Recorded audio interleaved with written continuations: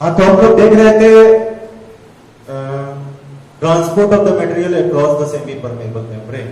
हमने पिछले क्लास में देखा एक्टिव ट्रांसपोर्ट, हमने देखा पैसिव ट्रांसपोर्ट, हमने देखा एक्टिव ट्रांसपोर्ट और पैसिव ट्रांसपोर्ट। एक्टिव ट्रांसपोर्ट के कुछ एग्जाम्पल में हमने देखा कि बल्क ट्रांसपोर्ट होता है, पिनोसाइटोसिस, फैगोसाइटोसिस, ये सभी होते हैं। तो आज हम बल्क ट्रांसपोर्ट से ही स्टार्ट करने जा रहे हैं कि सपोज करिए कई बार सेल को बहुत ज्यादा अमाउंट में मटेरियल फूड ईट करना पड़ता है या बहुत ज्यादा मटेरियल को निकालना पड़ता है वेस्ट प्रोडक्ट के रूप में। तो जब लार्ज अमाउंट ऑफ सब्सटेंस का ट्रांसपोर्ट होता है across the cell membrane, then it is said as bulk में ट्रांसपोर्ट होता है। तो बल्क में ट्रांसपोर्ट कौन कौन होता है, इसके एग्जांपल कुछ यहां दिए हुए हैं। सपोज सेल के अंदर में यहां फूड या कुछ भी आ रहा है तो हम कहेंगे कि सेल के अंदर में आ रहा है, तो इस वक्त इसको कहा जाएगा इंडोसाइटोसिस।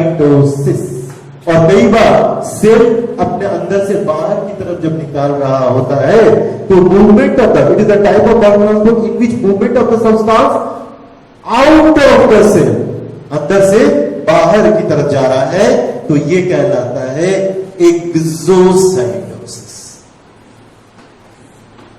अब अगर यही फूड और सब्सटेंस, अगर ये खाने की चीज है, फूड है, तो कहलाता है फैगोसाइटोसिस। बल्क ट्रांसपोर्ट जिसमें सेल अपने खाने की फूड जैसा सब्सटेंस जो होता है वो सेल के अंदर में लेता है, कहलाता है फैगोसाइटोसिस। इसे सेल ईटिंग का नाम दिया जाता है।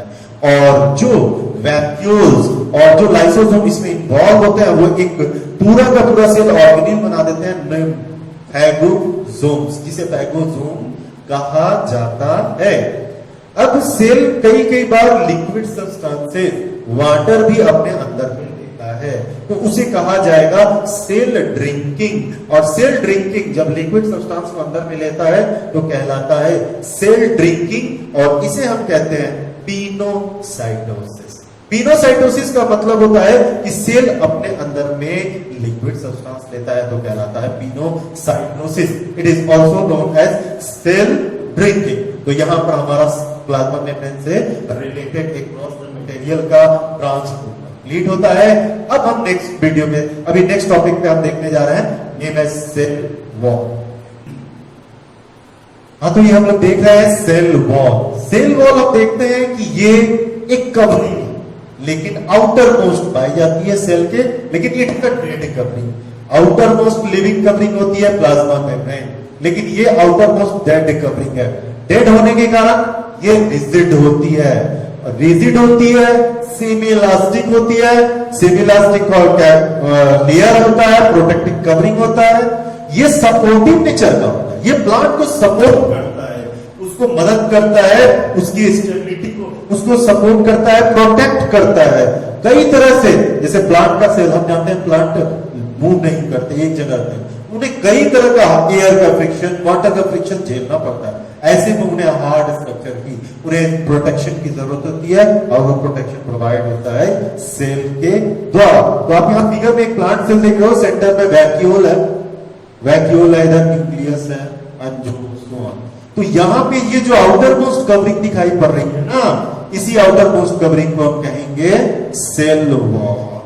और कई बार क्या होता है कि देखो यहाँ इसके अंदर भरा हुआ है प्रोटोप्लाज्म, और यहाँ दूसरे सेल वॉल के बीच में ये कई बार कनेक्शंस होते हैं जो प्रोटोप्लाज्मिक कनेक्शन कहलाते हैं प्लाज्मोडेस्माटा। प्लाज्मोडेस्माटा, प्लाज्मोडेस्माटा कहलाते हैं। ये 2-3 एडजेसेंट सेल के बीच में, सेल वॉल के बीच में प्रोटोप्लाज्म के कनेक्शंस होते हैं। अब हम देखते हैं कि प्रोटोप्लाज्म, ये सेल वॉल पाया किसमें जाता है? सेल वॉल प्लांट सेल में पाया जा सकता है, बैक्टीरियल सेल में पाया जाता है। बैक्टीरियल सेल का है या प्रोकैरियोटिक सेल का है, फंजाई का है, प्रोटोजोआ कह सकते हैं। प्रोटोजोआ में कई में भी ये सेल वॉल पाया जाता है। कई बार प्लांट सेल में जो सेल वॉल होता है वो पाया जाता है सेलुलोज का बना हुआ होता है। प्लांट सेल के द्वारा जो फंगस में, फंजाई में जो सेल वॉल होता है वह काइटिन का बना होता है, या इसे फंगल सेलुलोज भी कहते हैं। और बैक्टीरिया में जो होता है वो म्यूरेइन का या म्यूरेइक एसिड का बनाता है, इसे बैक्टीरियल सेलुलोज का नाम भी दिया जाता है। अब हम इसका देखेंगे फंक्शन।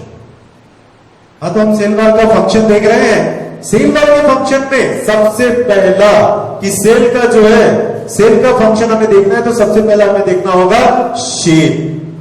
शेल को कोई भी प्लांट सेल का एक फिक्स शेप होता है और उसके फिक्स शेप होने का कारण होता है सेल वॉल। तो ये फिक्स शेप है वो सेल वॉल के कारण ही होता है। दूसरी बात, प्लांट बहुत हार्ड होते हैं, प्लांट की बॉडी हार्ड है, इनका स्ट्रक्चर हार्ड है और हार्ड होने का कारण है इनको स्ट्रेंथ प्रोवाइड होती है सेल वॉल के द्वारा। तो दूसरा काम, प्लांट को ये स्ट्रेंथ प्रोवाइड करते हैं। तीसरी बात, ये प्रोटेक्शन देते हैं, ये प्रोटेक्शन भी प्रोवाइड करते हैं। तो प्रोटेक्शन, अब प्लांट में क्या है, प्लांट को ओपन मूवमेंट का होती ही नहीं है, इनको एनवायरमेंट से एयर का फ्रिक्शन, वाटर का फ्रिक्शन और इन्वायरमेंटल सब कुछ स्ट्रेस बर्दाश्त करना पड़ता है। ऐसे में उनके सेल को प्रोटेक्ट करता है सेल वॉल। दूसरी बात, सेल वॉल डेड पार्ट होता है इसके अंदर, लेकिन तो ये मूवमेंट को और पार्टिकल के एनी सब्सटेंस को लिमिट करता है। लेकिन सेल वॉल में जो पोर्स होते हैं वो गाइड नहीं करते, सेलेक्ट नहीं करते, ये परमिएबल होते हैं। जो भी उनके डायमेंशन में आ जाता है, उससे छोटा होता है उन पोर्स से, उन सबको ये मूवमेंट करने के लिए देते हैं। So it is permeable to any substance. साथ ही हमने देखा कि ये अटैचमेंट भी प्रोवाइड करते हैं 2-3 सेल का, प्लांट सेल का। प्लांट सेल 1, 2 या 3 एडजेसेंट जो भी प्लांट सेल होते हैं वो प्रोटोप्लाज्म के द्वारा आपस में एक दूसरे से अटैच्ड होते हैं। यहां पर क्या होता है कि उनके पोर में से प्रोटोप्लाज्म चला जाता है और इस प्रोटोप्लाज्म के पोर में से दोनों प्रोटोप्लाज्म मिल जाते हैं और इस चीज को कहते हैं प्लाज्मोडेस्माटा। और इसी प्लाज्मोडेस्माटा के कारण ये अटैचमेंट भी प्रोवाइड करता है। तो यहां तक था सेल वॉल। न्यूक्लियस सेल के बीच में पाया जाने वाला एक इंपॉर्टेंट सेल ऑर्गेनेल है, सेल ऑर्गेनेल है। इसको ब्रेन ऑफ द सेल भी कहा जाता है, इसको ब्रेन ऑफ सेल कहते हैं। क्यों? क्योंकि ये सेल के सारे फंक्शन को रेगुलेट करता है, ये सेल के फंक्शन को रेगुलेट करता है, सेल के सारे फंक्शंस को रेगुलेट करता है। सेल के अंदर में सारे जेनेटिक इंफॉर्मेशंस क्या होने चाहिए, क्या नहीं होना चाहिए, लगभग ये कंट्रोल करता है और ये इसीलिए से ब्रेन ऑफ द सेल कहते हैं। ये एक इंपॉर्टेंट सेल ऑर्गेनेल है। अब क्या होता है कि सेल के अगर इसके न्यूक्लियस के स्ट्रक्चर को देखें तो ये डबल मेम्ब्रेन बाउंडेड स्ट्रक्चर है, आउटर मेम्ब्रेन और एक है इनर। अब देखा जाता है कि इस मेम्ब्रेन के अंदर में न्यूमरस पोर्स होते हैं जिनको न्यूक्लियोपोर कहा जाता है, जिनको न्यूक्लियोपोर कहा जाता है।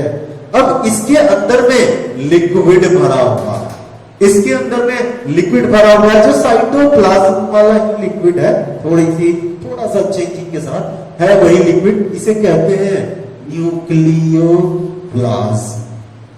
इस लिक्विड को कहते हैं न्यूक्लियोप्लाज्म।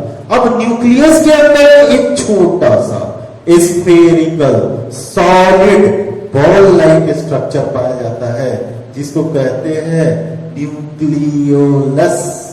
न्यूक्लियोलस क्या है? Hard solid ball like structure है, hard solid ball like structure.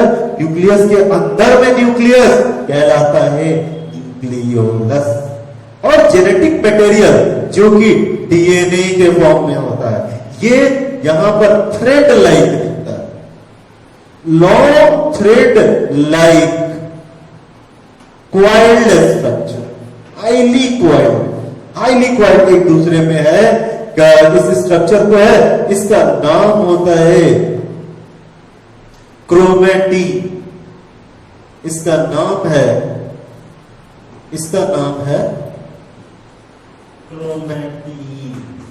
Chromatin material भी इसको कहते हैं। अब ये क्रोमैटिन मटेरियल क्या है? Long coil. अब इसी के अंदर में सारे जेनेटिक मटेरियल है ये, तो जितना भी बॉडी का फंक्शन है, जो स्ट्रक्चर है, जो भी बॉडी के अंदर में हो रहा है, उन सारे कैरेक्टर को ये कंट्रोल करता है। तो इसका कोई पार्ट, एक छोटा पार्ट एक कंट्रोल करता होगा। तो यूनिट जो होती है, जो एक कैरेक्टर को, वन कैरेक्टर को शो करे, वो यूनिट कहलाती है जीन। वो यूनिट क्या कहलाती है? जीन। अब देखा जाता है कि सेल डिवीजन के टाइम में यही genetic material rod like structure में बदल जाता है, इस तरह के रॉड लाइक, तब इसका नाम हो जाता है क्रोमोसोम्स।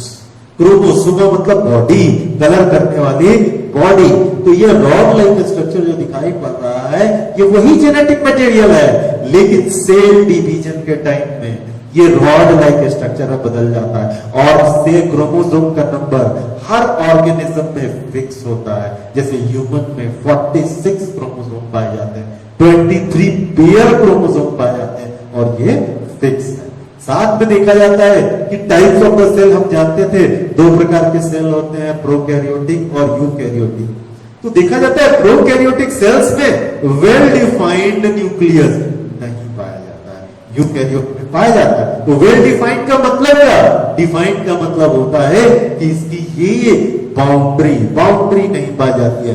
तो अगर हम प्रोकैरियोट की बात करें तो यहां हम देख रहे हैं कि इस फिगर में प्रोकैरियोटिक होगा तो यहां जेनेटिक मटेरियल है, लेकिन किसी भी प्रकार की कोई बाउंड्री नहीं पाई जाती। न्यूक्लियोलस, यहाँ सॉलिड बॉल लाइक स्ट्रक्चर जो होता है वो न्यूक्लियोलस होता है, और न्यूक्लियोलस यहाँ किसी भी प्रकार का कोई न्यूक्लियोलस नहीं पाया जाता। जेनेटिक मटेरियल प्रोकैरियोट में सिंगल जेनेटिक मटेरियल है, इसको न्यूक्लियोइड या जीनोफोर के नाम से भी जानते हैं। इसको जीनोफोर के नाम से जानते हैं, न्यूक्लियोइड के नाम से जानते हैं। और यह न्यूक्लियोइड या जीनोफोर एक सिंगल जेनेटिक मटेरियल के रूप में पाया जाता है। यहां पर बहुत सारे क्रोमोसोम्स पाए जा सकते हैं। तो ये भी एक डिफरेंस हो गया न्यूक्लियस के और प्रोकैरियोट में। साथ ही साथ यूकैरियोट में भी प्लांट में देखा जाता है, ये एनिमल सेल है और ये प्लांट सेल है। तो प्लांट सेल में जो न्यूक्लियस होते हैं साइड में होते हैं और यहां वैक्यूल पाया जाता है, जबकि एनिमल सेल में न्यूक्लियस सेंट्रली लोकेटेड होते हैं। तो न्यूक्लियस के बारे में एनिमल सेल में सेंट्रली लोकेटेड, प्लांट सेल में पेरीफेरी पर पाए जाते हैं, प्रोकैरियोट्स में वेल डिफाइंड नहीं होता है, यूकैरियोटिक में वेल डिफाइंड होता है।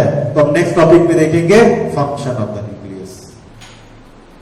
तो न्यूक्लियस के बारे में हमने अभी देखा, इसके स्ट्रक्चर के बारे में देखा कि इसके स्ट्रक्चर जो है डबल मेम्ब्रेन बाउंडेड स्ट्रक्चर है, उसके अंदर में जो भरा रहता है लिक्विड उसको न्यूक्लियोप्लाज्म कहते हैं। न्यूक्लियोलस के बारे में देखा, genetic material thread like structure में रहते हैं तो क्रोमेटिन कहलाते हैं, रॉड लाइक स्ट्रक्चर में रहते हैं क्रोमोसोम कहलाते हैं, जो सेल डिवीजन के टाइम में बनता है। और उसका एक पार्ट जो कि किसी एक कैरेक्टर को शो करता है, एक्सप्रेस करता है, जीन कहलाता है। इसलिए gene is the unit of genetic material. अब हम लोगों ने देखा कि प्रोकैरियोटिक में अलग प्रकार के हैं, वेल डिफाइंड है, यूकैरियोटिक में वेल डिफाइंड है। प्लांट में उनकी पोजीशन पेरिफेरल हो जाती है और एनिमल सेल में उनकी पेरिफेरेशन सेंटर में हो जाती है। अब उसके बाद स्ट्रक्चर के बाद हम देखते हैं उसका फंक्शन। फंक्शन में है न्यूक्लियस का फंक्शन। न्यूक्लियस की फंक्शन में सबसे पहले हम देखते हैं it is control centre of the cell. ये सेल के प्रोटीन फंक्शन फॉर्मेशन में हेल्प करता है, सारे फंक्शन में हेल्प करता है और यही डिसाइड करता है कि सेल के अंदर में किस तरह, इस तरह से सेल की पूरी एक्टिविटी पर इसका कंट्रोल होता है। दूसरा, जेनेटिक मटेरियल हमेशा न्यूक्लियस में पाया जाता है, इसीलिए यह it is the reservoir of the genetic information. ये कंटेन करता है जेनेटिक इंफॉर्मेशन के, all genetic information are present within the boundary of the nucleus.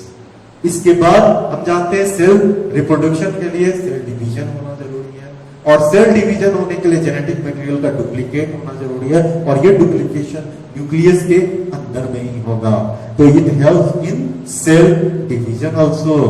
तीसरा बात है, इसके बाद है कि सेल के कुछ ऑर्गेनेल्स लाइक राइबोसोम्स, आरएनए, और इनके फॉर्मेशन न्यूक्लियोलस के द्वारा होती है, और न्यूक्लियस सेल के अंदर में ही पाया जाता है, न्यूक्लियस के अंदर। इसीलिए it helps in the formation of ribosomes, RNA. अब हम एक चीज देखते हैं कि जेनेटिक मटेरियल का एक टुकड़ा कहलाता है जीन। जेनेटिक मटेरियल का एक टुकड़ा जीन कहलाता है, वो किसी कैरेक्टर को शो करता है। अगर जीन में किसी भी प्रकार की कोई चेंजिंग आ गई, बदलाव आ गया तो वो अब वो क्या करेगा, एक नया कैरेक्टर शो करने लगेगा, वो वेरिएशन शो करने लगेगा।